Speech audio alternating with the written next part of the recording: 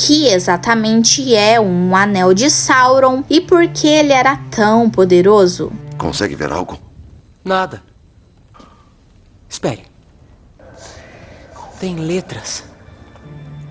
Um anel é o centro da história de O Senhor dos Anéis, e ele não era só um objeto mágico que deixava as pessoas invisíveis. Ele tinha um poder muito maior por trás disso. Mas afinal, o que realmente é um anel? Como ele foi feito? E por que todos dizem que ele é tão importante assim? É isso que nós vamos descobrir no vídeo de hoje.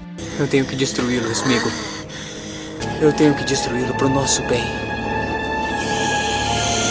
Para entender isso, precisamos voltar no tempo, lá na Segunda Era da Terra-média. Depois que o seu mestre foi derrotado no final da Primeira Era, o Sauron passou um tempo se escondendo e se recuperando. Com o tempo, ele se convenceu de que os Valar, os seres divinos que governavam o mundo, tinham abandonado a Terra-média. E como ele sempre foi ambicioso, ele decidiu que ele mesmo deveria assumir o controle das coisas. Mas o Sauron sabia que não poderia simplesmente sair dominando todo mundo, especialmente os elfos, que eram poderosos e desconfiados. Então ele criou um plano. Disfarçado de Anatar, que significa Senhor dos Presentes, o Sauron se aproximou dos elfos como se fosse um emissário dos Valar. Alguns, como o Gil-galad e o Elrond, não confiaram nele e não deixaram ele entrar nas suas terras. Mas em outros lugares ele foi bem recebido, principalmente em Eregion, onde o grande ferreiro Celebrimbor ficou fascinado pelo conhecimento que ele trazia. Durante séculos, o Sauron trabalhou com os ferreiros élficos, ensinando técnicas para criar anéis mágicos menores. Esses anéis eram como testes para algo muito maior: os Anéis de Poder. Os elfos então forjaram os 16 anéis, os 9 que mais tarde seriam dados aos humanos e os 7 que ficariam com os anões. Naquele momento, a intenção era que esses anéis fossem usados pelos próprios elfos, já que o plano de Sauron era controlá-los através dessas joias. O problema é que esses anéis eram extremamente poderosos, então para dominá-los, o Sauron precisava de algo ainda mais forte. Foi aí que ele voltou para Mordor e criou o Um Anel na Montanha da Perdição. No Silmarillion é explicado que ele fez isso secretamente, colocando uma parte enorme do seu poder dentro do anel. Isso significava que enquanto o anel existisse, o Sauron ainda teria uma conexão com a sua força, e se o anel fosse destruído, ele também cairia junto. Com o anel em sua posse, o Sauron conseguia sentir tudo o que era feito pelos outros anéis e até influenciar os pensamentos de quem usava eles. Ele pretendia usar esse poder para controlar os elfos, mas quando eles perceberam a armadilha, os elfos rapidamente tiraram os seus anéis e esconderam eles. Isso estragou o plano inicial do Sauron, mas não impediu ele de usar os Anéis de Poder para corromper outras raças, como os humanos, que acabaram se tornando os temidos Nazgûl. Ou seja, o Um Anel não era só um objeto mágico qualquer. Ele era uma extensão da própria força do Sauron, feito para ser a chave do seu domínio sobre toda a Terra-média. O Anel de Sauron era o anel número 1, ou seja, depois que o Anel de Sauron foi criado, nenhum outro importava mais. Aquele era o anel único. E quando Sauron usava o Um Anel, ele conseguia enxergar tudo que era feito através dos outros anéis de poder e tinha influência sobre quem os usava. No fim das contas, tudo girava em torno de controle. Mas ele cometeu um grande erro: subestimou os elfos. A magia não era uma via de mão única.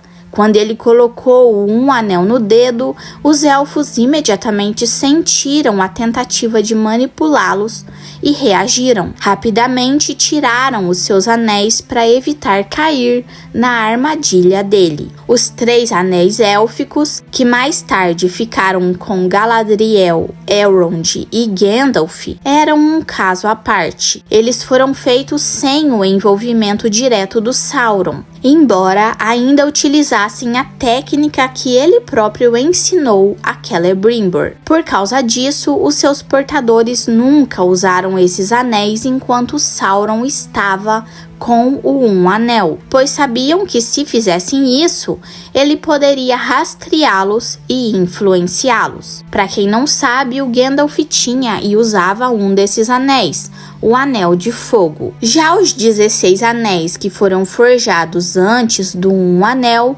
acabaram nas mãos de Sauron à força. Ele atacou Eregion, dominou grande parte da Terra-média e roubou os anéis dos elfos. Como não conseguiu controlar os elfos, ele partiu para o plano B, tentar dominar outros povos. Depois de pegar esses anéis, ele fez o seguinte: 7 anéis foram entregues aos líderes das 7 grandes tribos dos anões, e os outros 9 foram dados aos humanos. Só que, mais uma vez, o Sauron subestimou a sua pressa. Os anões eram extremamente resistentes. Eles não se tornaram servos dele, nem foram transformados em sombras, como aconteceu com os humanos. Os anéis ainda influenciavam os anões, principalmente despertando a sua ganância, mas o Sauron não conseguiu controlar as suas mentes como ele esperava. Já com os humanos foi diferente.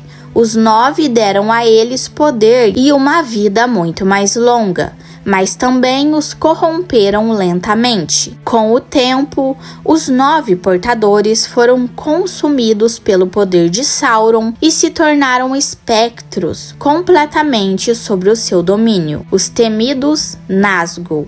O famoso verso do anel que todo mundo conhece mostra bem essa história. A primeira parte fala diretamente sobre um anel. Um anel para todos governar, um anel para encontrá-los. Um anel para a todos trazer e na escuridão aprisioná-los.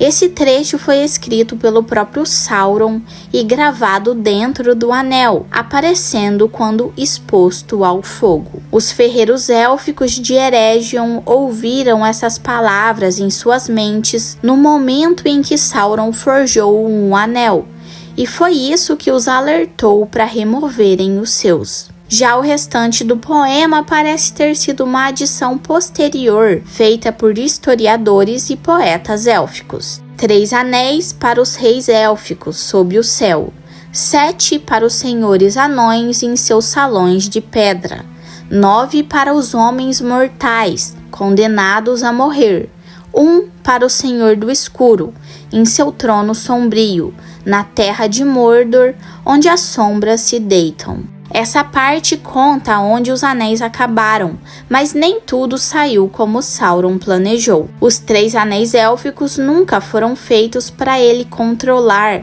e inicialmente ele não pretendia dar os anéis para os humanos e para os anões. O objetivo sempre foi escravizar os elfos, mas quando isso falhou, ele teve que mudar os seus planos. No final das contas, o Um Anel foi uma ferramenta de domínio que não funcionou como Sauron queria no início. Ele conseguiu transformar os 9 humanos em seus servos, mas não teve o mesmo sucesso com os elfos e os anões. Mesmo assim, o impacto do anel foi gigantesco. Ele moldou a geopolítica da Segunda Era e foi o motivo principal da Grande Guerra do Anel no final da Terceira Era. Mas vocês devem estar pensando, tá, mas e quanto aos outros poderes do Um Anel? Bom, em muitos aspectos ele funcionava de forma parecida com os outros 16 anéis.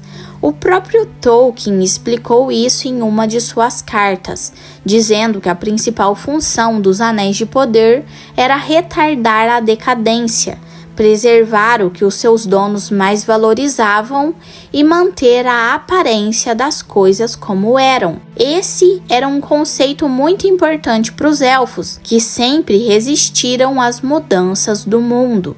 Um anel não era uma ferramenta de poder, mas algo muito mais profundo e perigoso. Além de aumentar as habilidades naturais de quem o usava, ele também se aproximava da magia, o que tornava sua influência extremamente corruptora. Ele despertava o desejo por dominação, se tornando uma armadilha perfeita para aqueles que almejavam grandeza. E além de tudo, ele carregava diretamente o poder de Sauron, o que diferenciava ele dos outros anéis de poder. O Sauron, que também era chamado de necromante, tinha habilidades sombrias que afetavam o mundo ao seu redor, mesmo de maneira sutil, como foi visto em O Hobbit. Um dos principais poderes do Anel era a capacidade de tornar o seu portador invisível e, ao mesmo tempo, permitir que ele enxergasse o mundo invisível, o domínio dos espíritos. Isso explica porque o Frodo conseguia ver os Nazgûl em sua forma verdadeira, lá no topo do vento. O Anel também retardava o envelhecimento e a decadência, como no caso do Gollum, que viveu por mais de 500 anos, e o Bilbo, que manteve a sua vitalidade muito além do normal. Só que o que fazia o Anel ser único era o fato de que ele foi criado para conter e controlar os poderes dos outros anéis. Para isso, o Sauron precisou despejar nele uma parte significativa do seu próprio espírito. Tolkien descreve isso de forma muito clara. Muito da força e vontade de Sauron passou para o Anel Único. Isso não foi feito apenas como uma forma de garantir a sua sobrevivência caso o seu corpo fosse destruído, mas o Sauron era um Maiar, uma entidade imortal, então ele não precisava de um seguro de vida. O objetivo do anel era ampliar o seu domínio e controlar os outros usuários dos anéis de poder. Se um inimigo forte o tomasse, poderia até mesmo desafiar o Sauron e tomar o seu lugar. Isso era a maior fraqueza do Anel. Ele não apenas tentava as pessoas com promessas de poder, mas também servia como um multiplicador das habilidades naturais do seu portador. Poder no universo de Tolkien podia significar várias coisas: força física, magia, carisma ou liderança. No caso dos anões que receberam os anéis de poder, isso fez com que eles ficassem mais habilidosos na mineração. E quando Sam segurou um anel por um breve momento, ele teve visões de si mesmo como um grande conquistador, transformando a Terra-média em um imenso jardim. Já Sauron, ao ver Aragorn marchando com um exército até Mordor, assumiu que ele estava em posse do anel, pois na sua mente, apenas alguém com um anel poderia inspirar tantas pessoas a seguirem ele para uma batalha suicida. Isso explica porque o anel parecia ter uma vontade própria. Ele carregava uma parte do Sauron dentro de si, a sua essência e o seu poder. Por isso, personagens como Gandalf e Galadriel não estavam exagerando quando disseram que poderiam se tornar seres terríveis caso aceitassem o anel. O Tolkien menciona que se alguém suficientemente forte o possuísse, poderia aprender e dominar tudo o que Sauron fez desde a criação do anel, mas inevitavelmente acabaria corrompido pelo poder. Isso não significa que o anel era consciente como um ser vivo, mas sim que sua influência era tão forte que parecia agir por conta própria. O Gandalf acreditava que o anel tinha um desejo de retornar para Sauron, quase um instinto, o que explicaria a sua tendência de escapar dos seus portadores ao longo dos anos. Ele escorregou do dedo de Isildur, caiu nas mãos do Déagol, abandonou o Gollum e eventualmente foi encontrado pelo Bilbo. Além disso, ele tem a capacidade de se expandir ou de contrair de tamanho para se ajustar ao dedo do seu portador. Então isso só reforçava essa ideia de que ele tinha uma vontade própria. Ele ficava grande ou pequeno e cabia perfeitamente no dedo de quem o colocasse. Só que o Gandalf também diz que existe outra força em jogo, Eru Ilúvatar, o criador do mundo em O Senhor dos Anéis. O destino ou a mão de Eru pode ter permitido que o anel se desprendesse de Gollum para retornar a Sauron, mas também garantiu que ele fosse encontrado pelo Bilbo, que por sua vez estava destinado a passá-lo para Frodo. Então não podemos saber ao certo se o anel tinha realmente uma vontade própria ou se era Eru mexendo os pauzinhos por baixo do pano. Isso nos leva à maior fraqueza do Anel. Sua destruição significaria o fim de Sauron. Como grande parte do poder do Senhor do Escuro estava investida no anel, Tolkien descreve que caso ele fosse destruído, o Sauron seria reduzido a uma sombra impotente, apenas uma memória de vontade maligna. Mas Sauron nunca considerou essa possibilidade por 2 motivos. Primeiro, o anel era praticamente indestrutível. Apenas um ferreiro superior a Sauron poderia destruí-lo, e não existia ninguém assim na Terra-média. Ele também era imune a qualquer calor inferior ao fogo de onde foi forjado, nas chamas vulcânicas da Montanha da Perdição, e Sauron controlava totalmente esse lugar. O segundo motivo era a própria influência do anel. Ele corrompia quem o possuía, impedindo qualquer um de destruí-lo. Levar o anel até as fendas da perdição era uma coisa, jogar ele no fogo era outra completamente diferente. Esse é um dos motivos pelos quais Sauron não manteve guardas pesados no Monte da Perdição. Ele sabia que ninguém conseguiria destruí-lo, e de fato ele não estava errado. O Frodo, no momento crucial, não conseguiu se desfazer do anel e tomou ele para si. Se não fosse pela interferência do Gollum, que acidentalmente caiu nas chamas com o anel, o Frodo teria saído dali com ele no dedo, ou o próprio Gollum teria fugido dali com ele. Então o destino ou a vontade de Eru desempenhou um papel crucial na destruição do anel. O anel era poderoso porque amplificava as habilidades naturais do seu portador. Se Sauron, que já era incrivelmente poderoso por si só, o recuperasse, ele se tornaria imparável. Com os humanos divididos, os elfos enfraquecidos e os anões alheios aos conflitos, a Terra-média estaria condenada. Só que isso não significava que o anel tornava o seu dono invencível. O Sauron perdeu 3 guerras, mesmo estando com o anel. Além disso, existiam indivíduos completamente imunes à influência dele, como Tom Bombadil, que brincava com ele sem demonstrar qualquer efeito negativo. Mas o Tom Bombadil era uma exceção a praticamente todas as regras da Terra-média. Esse é o grande paradoxo do Anel. Ele era o artefato mais poderoso da Terra-média, mas parecia ter poucos efeitos práticos na mão do Frodo. A sua força estava em tornar os poderosos ainda mais fortes e, consequentemente, mais famintos por poder. Por isso, seu efeito sobre os humildes e fracos eram mínimos. Foi exatamente essa característica que levou o Gandalf a confiar o anel aos hobbits. Eles eram os menos propensos a serem corrompidos, o que manteve o seu poder amortecido pelo maior tempo possível. O Sauron cometeu vários erros estratégicos ao longo da história, mas talvez o maior dele tenha sido a própria criação do Anel.